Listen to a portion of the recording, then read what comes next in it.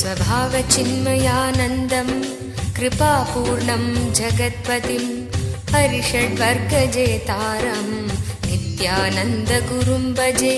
स्वभावचिन्मयानन्दं कृपापूर्णं जगत्पतिं हरिषड्वर्गजेतारं नित्यानन्दगुरुं भजे। स्वभावचिन्मयानन्दं कृपापूर्णं जगत्पतिं हरिषड्वर्गजेतारं नित्यानन्दगुरुं भजे। स्वभावचिन्मयानन्दं कृपापूर्णं जगत्पतिं हरिषड्वर्गजेतारं नित्यानन्दगुरुं भजे। ईक्षणात्रयविध्वंसं गुणावस्थाविवर्जितं सर्वदेवं सर्वमदं नित्यानन्दगुरुं भजे।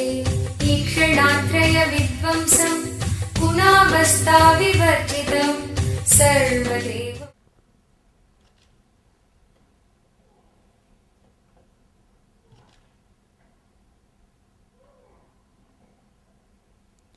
सदाशिवसमारम्भां शङ्कराचार्यमध्यमाम् अस्मदाचार्यपर्यन्तं वन्दे गुरुपरम्पराम्।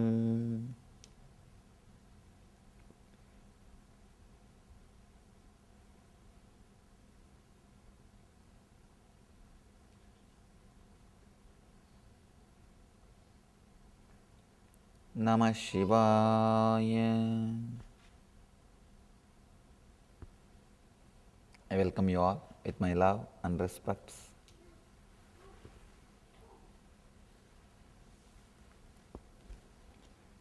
Today we will enter into the next sutra,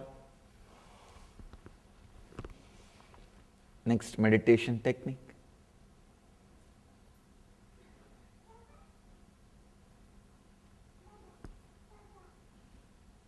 Mahadeva, the author of this technique, the author of this great book, Shiva Sutras,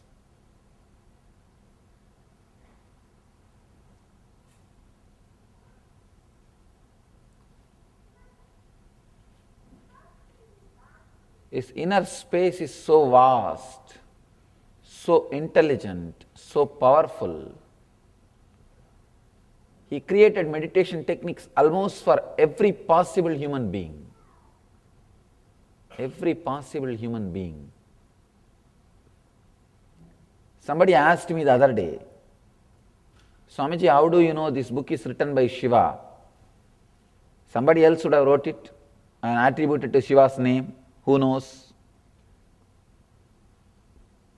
Anybody who can write the book of this caliber, this standard, he is Shiva, no doubt. He has experienced Shiva consciousness, no doubt. Unless you experience, see the very truth, all the details, all the subtle things he knows, that is enough. The author is a rare being. Nothing else is required. Just the very proof that the author knows all the rare details. Understand? Unless you know all the rare details, you cannot give solution. You cannot look at the same thing from so many angles.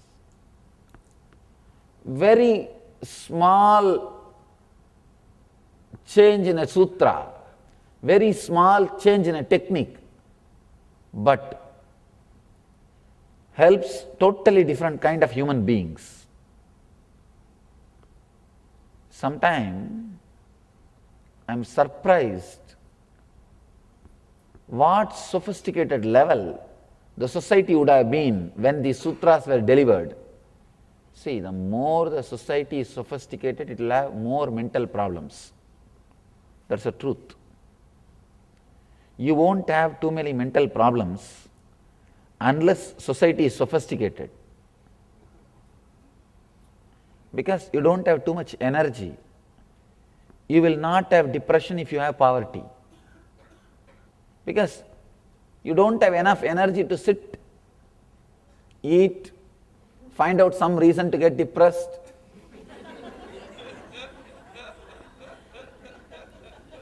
With poverty, your whole energy and time is demanded. See, actually, I always tell people, depression is a luxury. Now, unless your basic needs are fulfilled, you can't have depression. Unless it is fulfilled,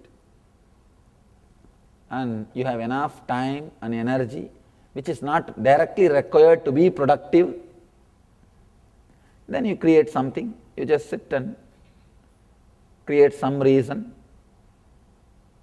to get depressed. I've never heard the word depression in the Indian villages because they have enough of things to do. There's no time to get depressed. Depression is a luxury. I was surprised when I read the solution for all the problems which he talks about. Then 10,000 years ago, there must have been such a high sophisticated society with all the luxury. That is why he is giving solution for all these problems. See, if Buddha is teaching, don't steal, means in his time the stealing was there. Thieves were there. Otherwise, why should you teach?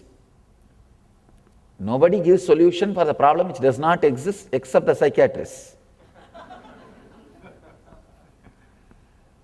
Nobody will give the solution for the problems which does not exist. Here, Shiva is talking amazing things. Means that society which existed 10,000 years ago is highly sophisticated, which was having all kinds of problems also. Because solution for all the problems which modern day men face are available just in this one book, Mahadeva's Shiva Sutras. Shiva Sutras has got so many books, so many volumes. This I selected from one part. The book which I am commenting, that part is called Vijnana Bhairava Tantra. Shiva taught 64 tantras. In one tantra he gives 112 meditation techniques. That is Vijnana Bhairava Tantra. We are working on that book. 35th Sutra. We are working on the 35th meditation technique. Day before yesterday, we saw one meditation technique. Yesterday we studied another one meditation technique. Today we are starting 35th meditation. Yesterday what we saw is 34th, but day before yesterday what we saw is not 33rd. It was a technique which I did not speak during my last trip to Vancouver. We did not have that discourse, so day before yesterday I spoke on that. Yesterday new sutra, and today also one more new sutra.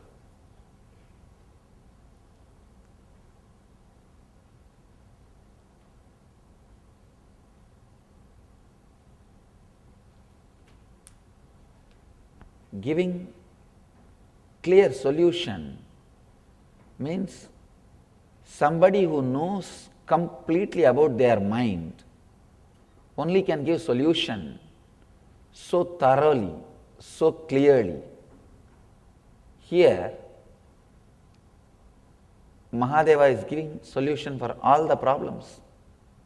If somebody can give solution to the problems so clearly, if somebody knows about the mind so thoroughly, I am sure he is Shiva, means he has achieved Shiva consciousness. In India, the Shiva Vyasa, Buddha, all these words are not towards one person. Of course, those beings also existed, but in course of time, anybody who achieves that conscious state, they are given that title. Buddha does not mean only one Buddha, the Gautama the Buddha. Gautama the Buddha existed, but after his existence, anybody who achieves that state of consciousness, they are given that title. Still now, all Shankara's disciples are called Shankaracharyas. Anybody who achieves that state is called as a Shankaracharya. The original Shankaracharya is called Adi Shankaracharya, means first Shankaracharya. Anybody who achieves that state is called Adi Shankara, the Shankaracharya. Sometime you will get confused whether the book is written by Shankaracharya or Adi Shankaracharya. So here people ask me, how do you know this book is written by Shiva? Understand, a person who can penetrate into human consciousness so deeply is Shiva. He has achieved the state of Shiva, no doubt. So forget about doubting the book, let us doubt your mind and start working on it. Let me read the sutra.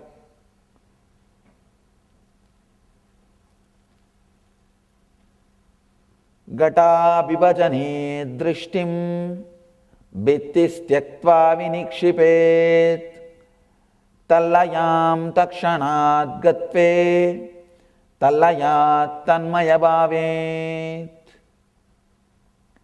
At the edge of the deep well, look steadily into its depths until the wondrousness happens to you. Very powerful technique.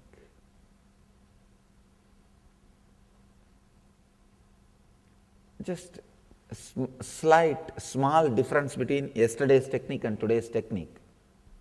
But there are different kinds of minds. For all kinds of minds, Shiva is teaching. At the edge of a deep well, look steadily into its depths until the wondrousness. Understand? Again, this technique is also about falling in love, falling in tune. See, the yesterday's technique and today's technique, both are about falling in tune. But the yesterday's technique was falling in tune with a living being, an enlightened master. Today's technique is about falling in tune with an object. Sometimes falling in love with an object is little easy because you can possess it. You can possess it. Why?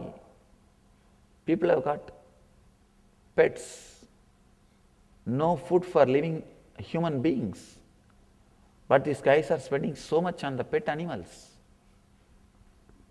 Actually, when you can't love human beings, pets is a nice substitute.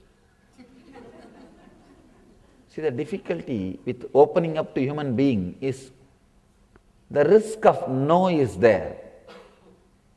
When you open up with a human being, he may say no. He may not receive you.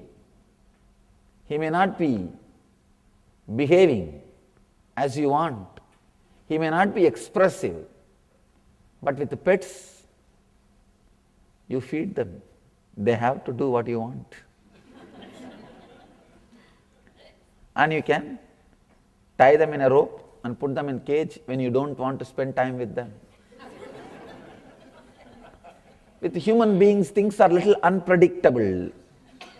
They may have the mood when you don't have, they may not have the mood when you have.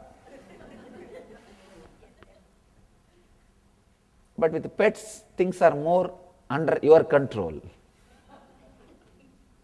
You can choose. Understand, but it is very poor substitute. learn how to open up to the higher level beings. Understand? First level, opening up to an animal where things are under your control. Second level, opening up to a human being where 50% is under your control and 50% is under his control. Third, opening up to an enlightened being, nothing is under your control. Nothing is under your control. That is why it is very difficult to open up to an enlightened being, because you will lose your very boundary. When you open up to an enlightened being, you will lose the idea where your hand ends, where your body ends. You just relax, disappear into him. His vastness, the amazing energy, just you are lost in his presence. Or I can say you are first time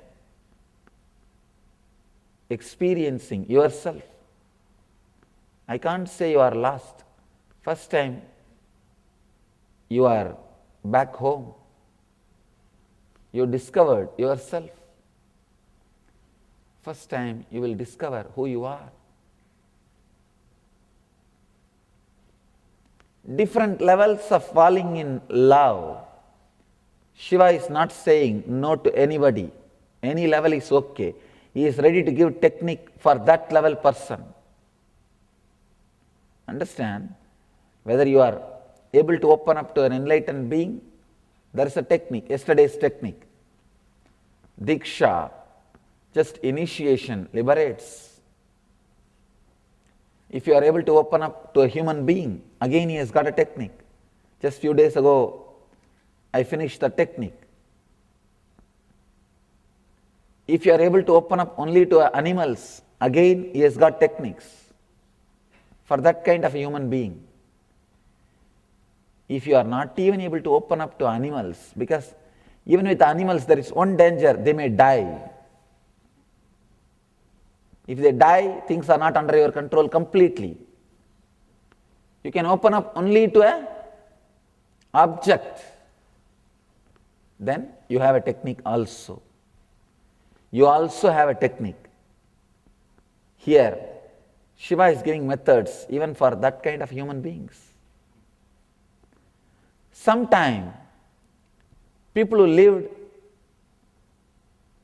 in the forest, who lived with nature, they can open up to an object easily, even if they are in high level consciousness. Even if they are in the level of opening up to a master, they may not find a master. They can just open up. They can just feel connected to an object in the forest. So even for that kind of people, this technique will be very useful. This is more like opening up to a nature. Opening up to a nature. Even if you are intelligent enough, powerful enough, intense enough to open up to a master, if you have never seen a master, and if you are living in a forest, you may open up to an object with such a deep connection, and that object will serve as God or master. There is a beautiful story of a great devotee of Shiva. His name is called Kannappa, means the father who gave eyes to Shiva. Understand, the story says Shiva has got 3 eyes. In the 3, one and a half belongs to Devi, because he has given his half to Devi. The remaining 1 and a half, one belongs to this devotee. Only half is his eye.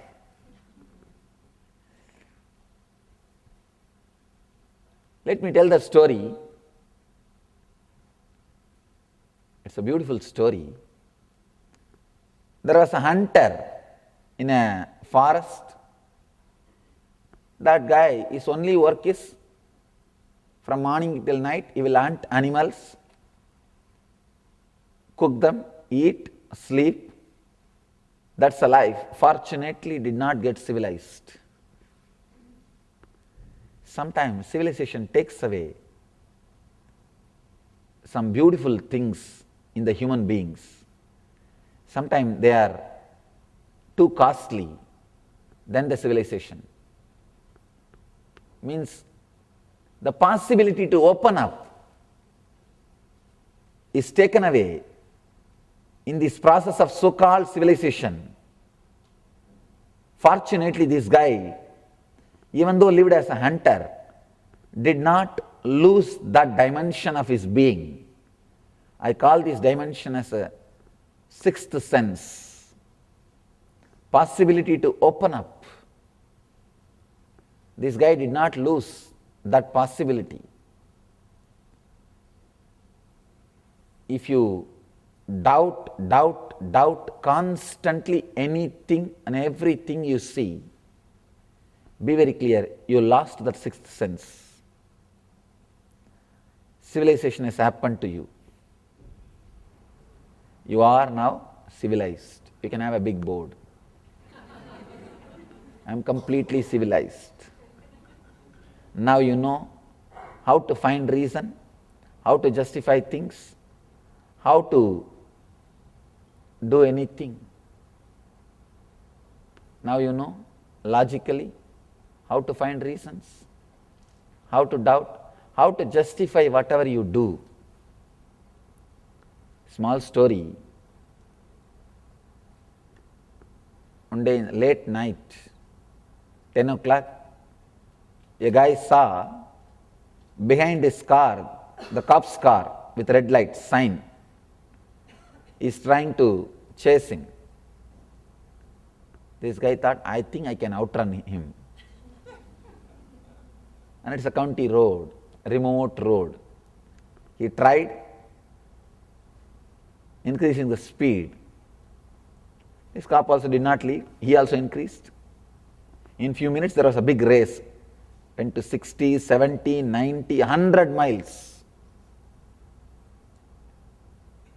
After half an hour, this guy realized he can't escape. So he stopped, pulled over. Cop came near him and said, officer came near him and said, hey, today I really had a lousy day. Just tell me some reason, I'll let you go. Just tell me some reason, I'll let you go. The guy thought for a moment and said, yes, I know the reason why I ran away, looking at you. He said, what? 3 weeks ago, my wife ran away with a police officer. When I saw your car, I thought you are the officer and you are trying to bring her back to me.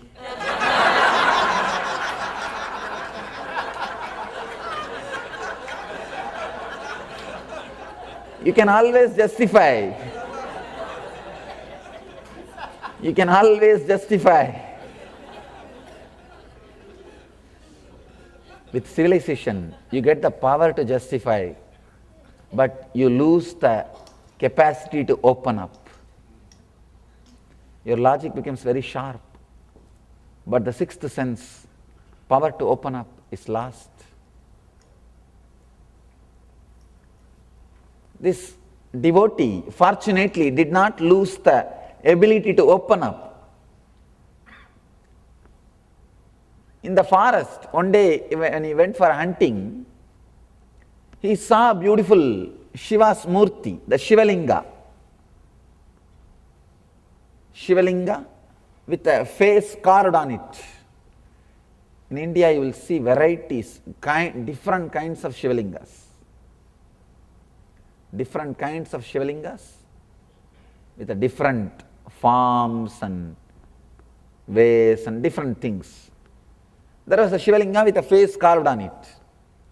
The moment he saw that Shivalinga, he saw that Murti, he saw that statue, he fell in love with that. Somehow he was able to open himself.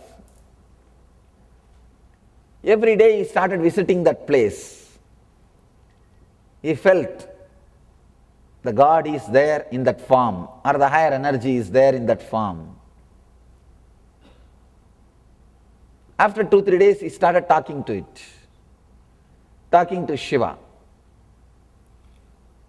When you see God, you don't see statue. When you see statue, you don't see God. Understand? When you see it as a God, you will not see that as a statue or just an idol. When you see it as an idol, you will not see that as a God. Somehow he felt it's God. He did not see it as a statue. He started talking to Shiva. Oh Lord, it's so nice you are here just for me. And he said, just see that I get a good animal today so that I'll give you a feast. Whatever he gets, he will nicely cook. Not only he will nicely cook, he will first taste it and see whether it is really cooked well. Then bring that portion, that flesh, to that Shiva, and he will offer it. It's a very strange kind of worship. He doesn't have any vessel to bring water and wash that place. So he will take water in his mouth. He will collect all the flowers and put it in his hair. There is no other flower basket for him. He will collect all the flowers and put it in his hair, in his jata. The hunters will have a big matted lock. He will put it in his matted lock, fill water in his mouth, and carry that flesh or that meat in a palm leaf in one hand. Bring there, and he will spit that water on that statue, on that Shiva, and put all the flowers on that Shiva and decorate him.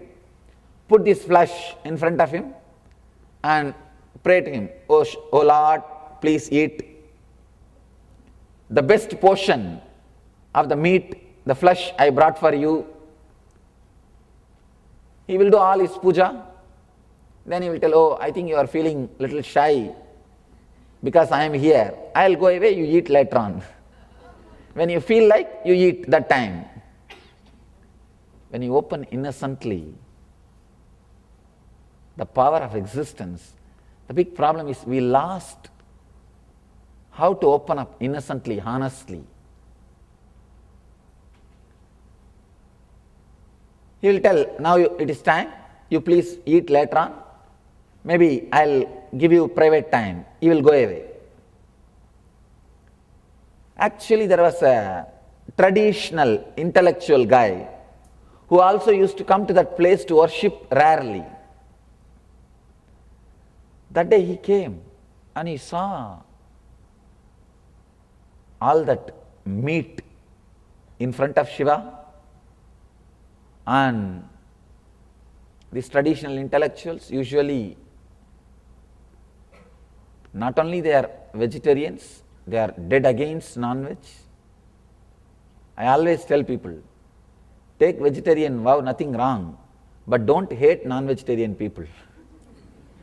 Let them have what they want. People come and ask me, how to convince others to take up vegetarian food? I tell them, why do you want to convince? You must be jealous of them enjoying. You must be feeling that saliva when they eat. Otherwise, why will you get interested in convincing them? If you know vegetarian is good, just enjoy, stop with it, over. Why do you want to convince? Because there must be in one corner of your mind a little, I think once in a while, okay. Or that saliva is there in the mouth. Otherwise, why will you try to convince somebody who is not bothered about convincing you? See, no non-veg person goes to convince others, eat non-veg. But all these vegetarian people goes to convince non-veg people, don't have non-veg, eat vegetarian. See the fun part of it. No non-vegetarian person goes to convince vegetarians. Please have non-vegetarian also. No. Please become non-vegetarian. No. But all these vegetarian guys, they go around and convince every non-vegetarian person. In our healing initiation, of course, that initiation can be taken or practiced only with vegetarian food. With a non-vegetarian food, you will have a little side effect. Your system will not be able to adjust, cope up with it. So when these guys become vegetarians, first thing they do is they will go around and start canvassing. Start preaching. You became vegetarian. It's good. Little jealous on corner. Here, this guy who is a great intellectual, who is doing the puja with all the vegetarian tradition way, he came and saw, God, what is this? All non-veg things are lying. How can this happen? He threw everything out, cleared the place, and he did formal worship of bringing water from in a proper pot and cleaning the spot and did everything, and then went away. After a few days, again this hunter devotee came. Again he did his own way of worship, pouring the water, spitting, not even pouring, because he has brought water in the mouth, and removing flowers from his hair and putting it, and that fresh meat, flesh, which he tasted, he offered it. Then said, all right Shiva, now you can have a little private time. You can taste when you want. This the hunter devotee, he thought the earlier flesh which he kept, Shiva has eaten. He didn't know that some other guy came and removed it. He thought, oh, I think you enjoyed it. That's why there is nothing left. Even the leaf is not there. So again put the food and went away. Again, this traditional orthodox devotee, intellectually, this guy came and saw, oh God, once more this meat. Who is doing this sacrilegious act? Who is disturbing? I should stay here today and see who is the guy who is coming and doing these things, and I will take him to task. He has hidden himself in one corner behind a tree, waiting. Who is coming and doing that job? After a few hours, as usual, our devotee came and he saw, oh God, you finished this meat also. That's nice, but I brought some more for you. So he came and did as usual, spitting the water, putting the flowers, and he put all the meat in front of the God and started his puja. That traditional orthodox intellectual guy, he was about to jump out and stop this guy. Suddenly he saw from that Shiva's one eye blood started coming. So this traditional guy got frightened. God, now I don't know what to do. Let me just see what will happen. I think now Shiva himself is going to punish this fellow. This guy will be punished by Shiva himself. Let me wait and see how Shiva punishes. When this hunter devotee, Kannappa, saw the blood coming, immediately he said, God, what has happened to your eyes? I should do something. He ran here and there to get some herbs to treat, but nothing worked. Then the devotee was hiding, that guy, the traditional old guy. he saw, oh, this fellow is not bad guy. He is trying to only cure. Let me just see what happens. He was hiding and just watching the whole fun, whole drama without coming out. This hunter devotee ran here and there, tried to collect some herbal medicines to heal Shiva's eyes. Nothing worked out. Then this devotee decided, I think first eye transplantation, eye surgery. He decided, I will give my eyes for Shiva. So he just removed one of his eyes and put at the spot of Shiva's eyes. First transplanting surgery. I don't know how many thousands of years ago. The story says that eye got healed, got cured. But the drama doesn't end there. Suddenly in the other eye also blood started coming. Now it is too much. This hunting devotee, actually the devotee is getting tested for his devotion. The devotee saw the blood coming in the other eye also. He decided, I'll give my other eye also. That traditional intellectual person who was standing, hiding behind the tree was shocked when he saw the power of devotion. But he did not come out. He was frozen in the fear, just hiding. This hunter devotee does not have much time to think, oh God, you are having pain, you are having bleeding, I should immediately help, do something. So he decided to remove the other eye also and put it. Then suddenly he remembered, if I remove my one other eye also, I will not know where Shiva's eyes are there, the second eye, because I will become completely blind. So now itself I should mark where that Shiva's eyes are there and then remove the other eye, replace it. The donor and the surgeon both are same person. Not only he is donating, he himself is doing the surgery also. So he put his hand and he started removing the eye, but he was not able to remove with one hand. So he has to use the arrow to remove his other eye. He needs two hands. So he put his feet on that second eye, Shiva's eye. Understand? He put his feet on Shiva's second eye, where that spot is there. And about to remove the second eye, Shiva appeared. The story says, Shiva appeared.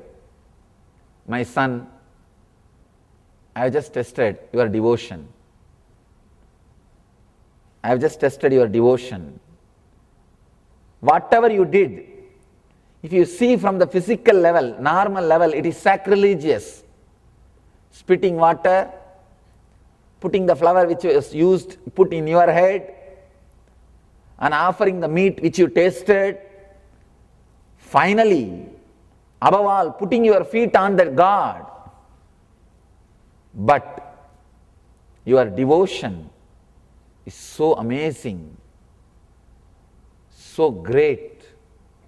Your devotion is such, from today you will be called as Kannappa, means father who gave me eyes. Understand? Only your father can give some part of your body. Only your father or mother can give some part of your body. At least in those days, when transplantation was not common. So Shiva says, you gave me eye. Because you gave me eye, I call you as my father. Because you gave, kan means in Tamil eye, you will be called as father who gave me the eyes. And the story says, that moment he became enlightened. That old guy who was hiding. He ran and fell at the feet of the hunter devotee and said, I have never seen this devotion. What you have done may be not according to the tradition, but even your devotion is beyond tradition. His devotion, feeling connected, opening up.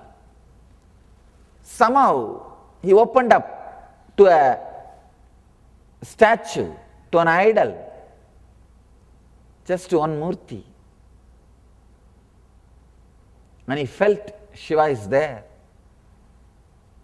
And he was running around like it is his responsibility to take care. His whole day, whole life, Shiva has become center. His whole being, he has become center. That is why he is able to go to the extreme of removing his both eyes, his two eyes. Feeling connected, opening yourself. Actually, if you open yourself to anything, that will become alive, because opening up is so powerful that will make you also alive. As I was telling you yesterday, whenever you feel life, energy in you, be very clear, you are opening up. That is the only thing which can bring energy and life to you. That is why when you are in love with somebody, you are so energetic, high, not after marriage.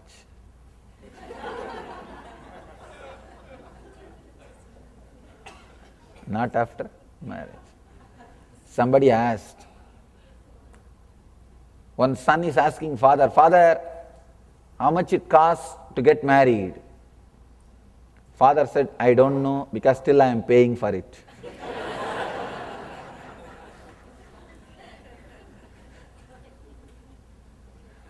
Son asked the father, Father, in those days, ancient India, it seems that men will not know about women till they get married.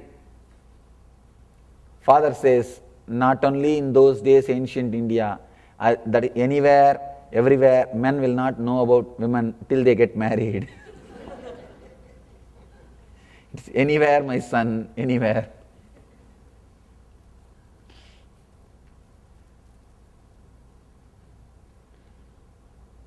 When you are in love, your whole being is filled with energy, means you are open. When you open up, not only you make the other person, the object to which you open, also becomes alive.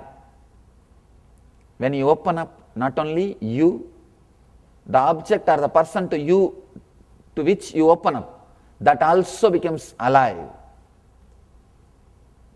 That also becomes divine.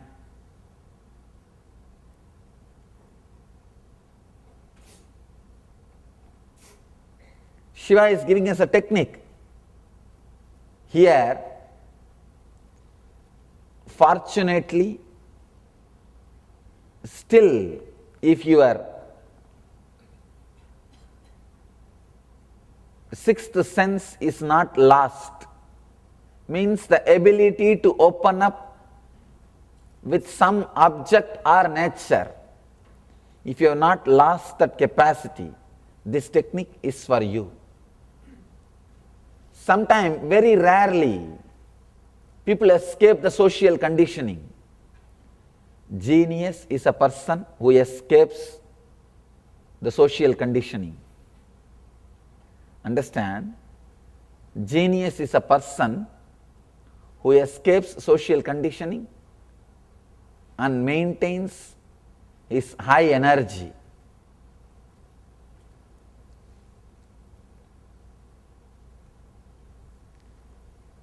Fortunately, if you are able to maintain, if you are able to keep your sixth sense alive, this technique is for you. Sometime, suddenly, for some reason, you fall in love with some object, some murti, some statue, with something, nature. You can try this technique if you are in love with something. The basic philosophy of the technique is when you open up the whole thing, nature or the person or the object to which you open up becomes alive.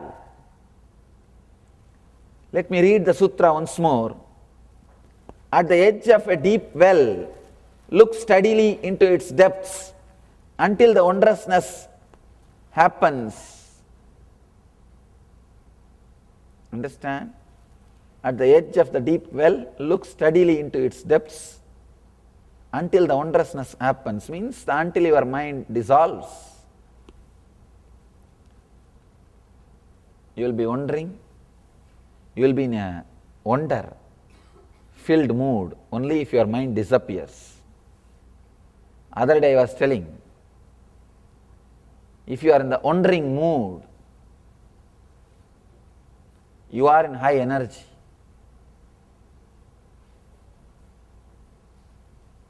Somebody asked me the question, what is the wandering thing in the life? I tell them, life is the most wandering thing. The other guy asked, I am wondering about what to do with my life. I told him, wonder about life, then you have done what has to be done. If you are wondering about the life, you have achieved what has to be achieved. Nothing else is required. You don't have to wonder about what to do with the life. Just wonder about life, that's enough. One guy asked me, I am wondering why so much of suffering, am I on the right track? I said no, that is worrying up why so much of suffering, not wondering. That can't be called as wondering. Wondering means filled with joy and ecstasy, overflowing.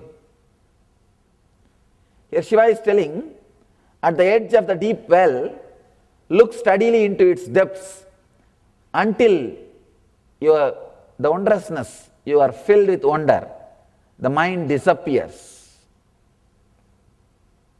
Understand, it's a very powerful technique. This technique is used by Lord Su.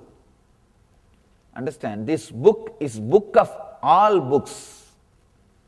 One technique from this book can create one religion. This book is a book, it's a manual for all the prophets to create religions.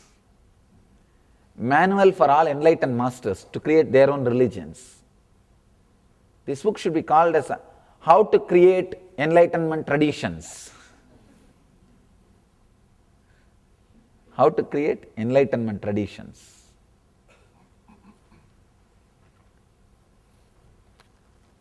This is not just how to meditate. This book should be called as How to Create Enlightenment Traditions. This book must have been manual for all the great enlightened masters to create a new kind of a tradition. I am always afraid of these how-to books because they don't give you the truth completely, because they themselves don't know. I always tell people, read from the source, learn from the source. In the initial level, if you are inspired by some how-to books, that is okay, nothing wrong. But to grow further, go to the source. They are like signboards. These personality development programs, courses, books, all of them are signboards. Once you feel the taste with that things, then now it is time, turn towards the root. From the source, learning is little time-taking process, but you will learn authentically.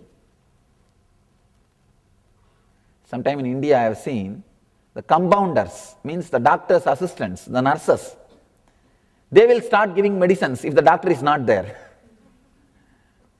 By being around the doctor for a few years continuously, they know for headache, black color tablet, for stomach pain, red color tablet, for knee pain, yellow color tablet, they know. Sometimes the medicine which you receive from nurse also may work, but it is not advisable to take medicines from nurse. Medicines from compounders who are not trained for it, who have not studied for it, because they don't know the science behind the medication. They know only the color matching. Same way, the so-called personality development authors and the programs and the guys, they also, sometimes they will give solution, it may work also. But that does not mean they know the whole science. Sometimes they will miss a vital point. Small story. One guy goes to a personality development guru and asks, I'm very bad with women, I'm 33, still single, please help me, give me some tips. That guy said, don't bother. Early morning when you come out of your bed, just stand in front of a mirror and tell yourself, you are a funny guy, you are an attractive guy, you are an intelligent guy, you will attract people. Just tell this 10 times to yourself. All these kind of funny suggestions they will give. And somehow this guy, because he paid the money, he has to follow the suggestion. He went and did. After 3 weeks, he came with the same low mood, same face hanging long. To that self-development guru, that guy asked, what happened? Technique did not work. No, it worked amazing. For within a week, I have seen the best women all over, the best women in this city. I am just having party every day. Then why are you disturbed? Then what is your problem? No, now I don't have any problem, but my wife has.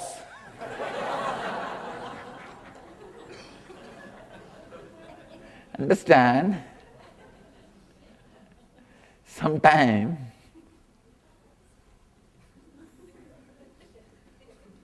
because within that 3 weeks he got married and now she is creating problem. Sometimes they will miss vital points. He should have advised him, don't get married. The vital point is not given. Remain as single as earlier.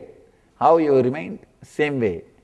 You missed a single point, a single advice. Now the problem starts. Sometimes the self-development gurus also may miss a single vital point.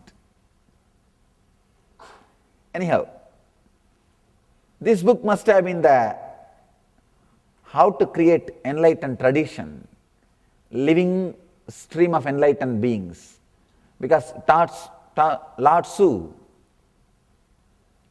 used this technique, and there are techniques which is used by Buddha, which is used by Jesus Christ, which is used by George Gurdjieff, and this book is 10,000 years old, so we can be sure this is a source book.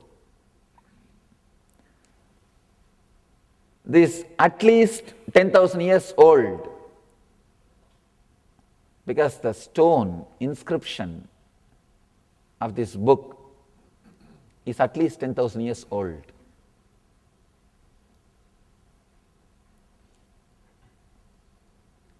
Lord Tzu and his disciple Chuang Tzu, both of them were walking on a bridge, on a river. Suddenly Lord Tzu said, stop here. When river stops and bridge moves, come back and see me, and went away. These enlightened masters are very crazy. You don't know what they will do. especially if you are in tune with them, if you are totally open, if you give them the confidence that you are ready to learn, they will teach in all crazy ways. But they will do it. That's one great thing about them. Both of them are walking in a forest on a bridge. Suddenly he stops. Hey, stand here. When river stops and bridge moves, come back and see me. Till then be here. And he went away, leaving him alone. Just understand, you are coming with me somewhere in a forest.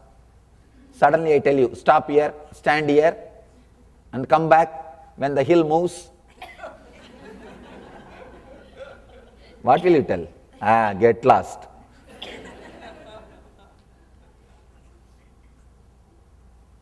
At least, if you are intelligent, no, I don't want to send you alone. At least for your sake I should come.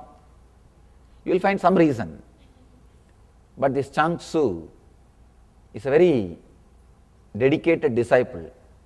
The story says he made a small hut on that bridge and sat.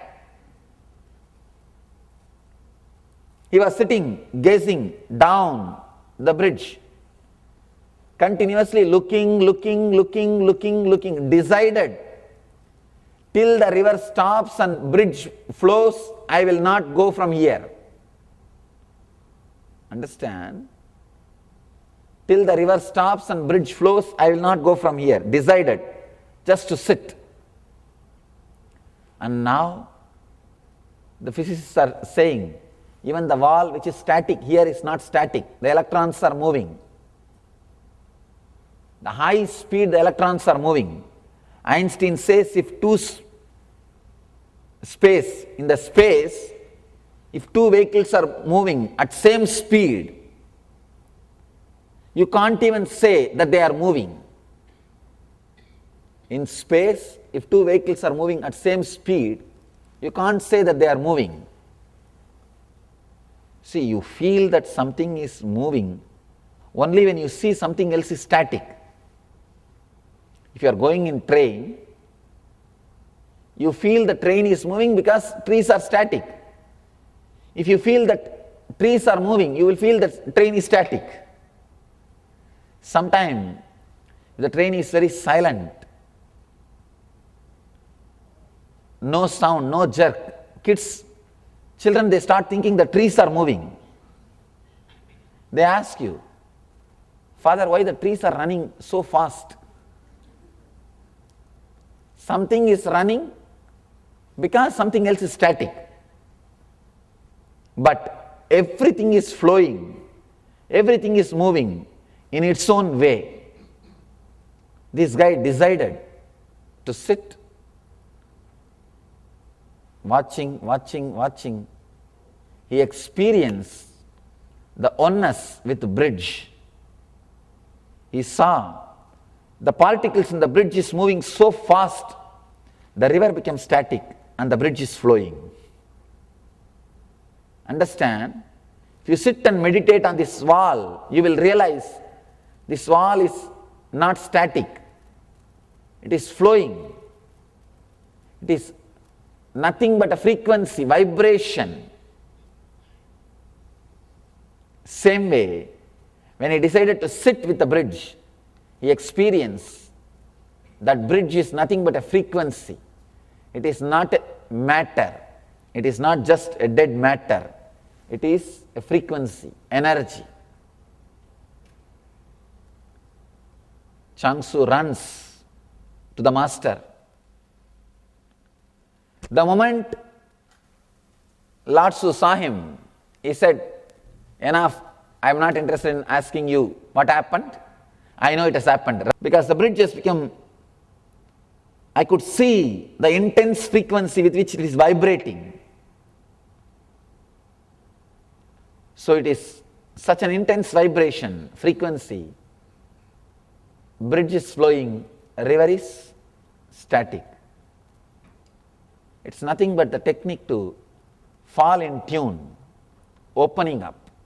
Here, Mahadeva is giving at the edge of a deep well, look steadily into its depths until the wondrousness.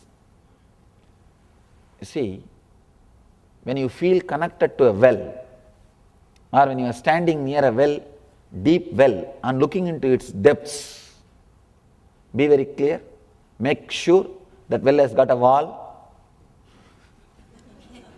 because liability problem. The well has got a wall and you are safe. Just look steadily into its depths. When you are completely connected, lost in the depths of the well, you will understand the depths of your being also is opening up. Slowly it will open up till you feel that you are filled, wondrous. One more thing, if you are height phobic, if you have that fear of the height, you will feel frightened. First your fears will come out.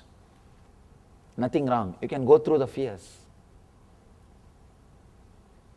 If you really have too much of fear about the height, then this technique is not for you. If you have the ability to open up, this technique is for you. Just stand, look the depth. Actually, when you look at the depth, look down, you feel the fear because your Swadhisthana is awakened. Anything awakened Swadhisthana is filled with life, understand. Whenever your Swadhisthana is awakened, anything which awakens your Swadhisthana is filled with life. The same thing which awakens your Swadhisthana can be used to go beyond the death, means achieving life. Life and death both are connected to Swadhisthana. Whether you are facing death or life, it will awaken. If you are feeling the fear, seeing the depth means the Swadhisthana is awakened. You can use that same possibility to awaken the life also in you. Go beyond death. Go beyond death. At the edge of a deep well, look steadily into its depths until the wondrousness, until you are filled with wondrousness, you achieve the no-mind state. If you don't have a well, you can use master's eyes as a substitute. Understand, master's eyes is also deep, deeper than any ocean.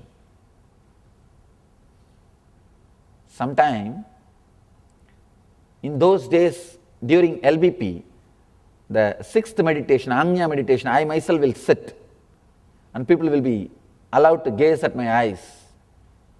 They feel, Swamiji, it is empty, nobody is there inside.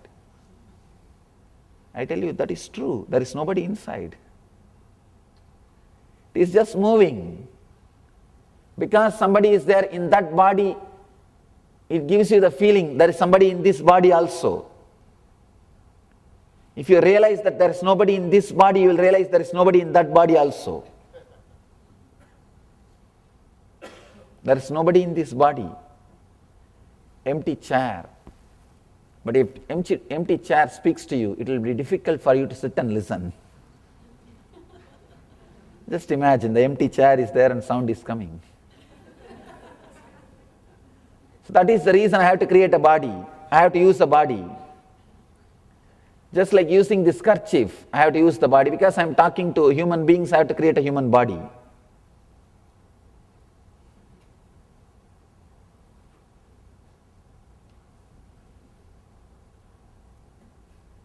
You can use master's eyes. I think we have photographs. You can use the photograph of the master's eyes. Just sit with it and see the depth. Just look into that eyes. You will see the empty, intense energy, nothingness and everything. Purna and Shunya. Purna means everything, Shunya means nothingness. You will see both in that eyes. Both are one and the same. Beyond your frequency, you can call that as emptiness or everything, Purna or Shunya. You will experience that in the Master's eyes also. If you have a well, use the well. If you don't have a well, it's okay. Get at least the photograph of the Master. Sit with it. Decide till I am filled with a no-mind state, till I am filled with nothing or everything. Either I should be filled with nothing or I should be feeling everything. Till that happens, I won't move. Understand? This strong sankalpa, will, is also necessary. Buddha, when he sat,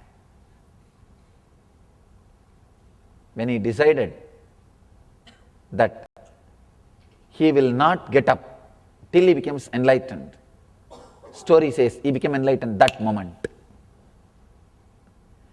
Itam asanam, in this seat, let my flesh dry, let my bones dry, let my body dry, let me die, but I will not move unless I become enlightened.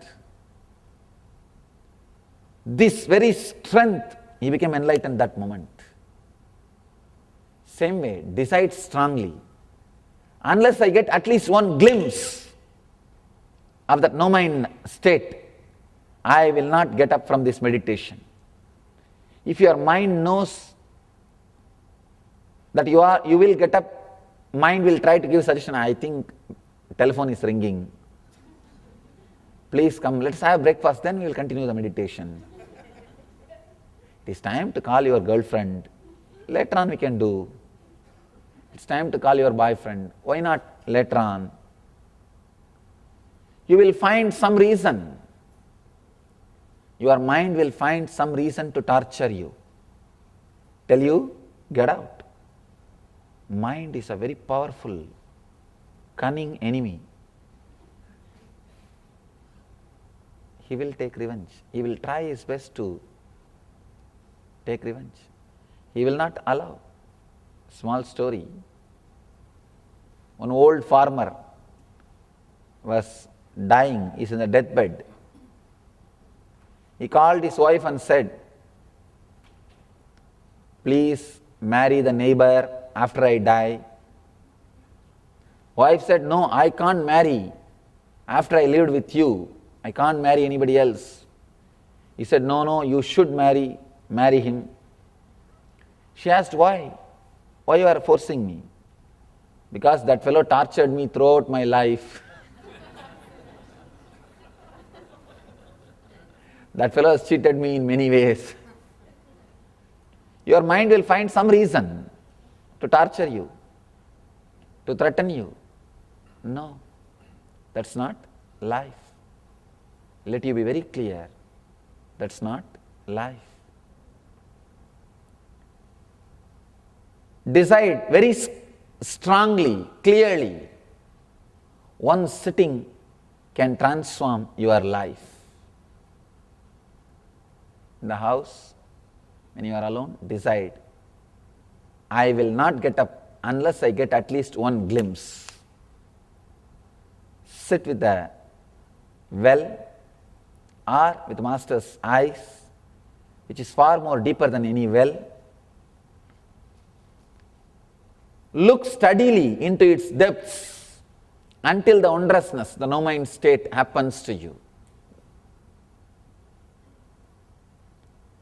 All you need to do, open yourself, be in tune, look into it, steadily, decide very clearly, I am going to do it. Mind will always postpone. I have seen people come and ask me, Swamiji, tomorrow 2 days workshop, Shall I attend next weekend? I'll come to Seattle. I tell them, you are seeing me now. There is an inspiration and mood. If you can't make it next week, if you can't make it this weekend, you think you will make it next weekend. By the time I will be in one corner of your memory. So naturally your mind, it's okay, all right. What am I going to do meditating and all unnecessarily? It's okay, I am already all right. I always tell people, don't postpone. Mind is such a cunning mechanism, no postponing. Do it now. Do it now, otherwise never. There is a beautiful story in Mahabharata. There was a great king called Karna. He is well known for his charitable nature. One day an elderly priest came to him and asked for alms. This guy was applying oil with the left hand, and in a golden cup oil was there. He was applying. Just he took that cup and gave it away, that golden cup. But traditionally you are not supposed to do any charitable activity or giving anything with the left hand. The priest was offended. He said, how can you do this with the left hand? The Karna, the king says, please forgive me for doing something with the left hand, but I am afraid by the time I decide and move my right hand and pick it up, my mind may change. So I don't want to take that risk. It was in the left hand, I was applying the oil. Before the mind comes in, I want to finish the act. That's why I decided to give. Your mind is very cunning. It will always postpone. By the time I bring my right hand, my mind will say, wait, why unnecessarily this cup? We can give something else. Then, why so much of gold? Let us ask what is his problem and see. Whatever is necessary only, let's give that. Why unnecessarily giving too much? Your mind will play all its games and you are done. The whole giving process is corrupted now by your mind. Over. He says, before my mind interferes, I want to finish the act. So decide, till I achieve this wondrousness, I will not move from this state. Sit. Till I achieve at least one glimpse of that no-mind state, I will not move away. Decide that very clearly. This very strong will, you will achieve it. Let you all achieve and radiate the eternal bliss. Thank you.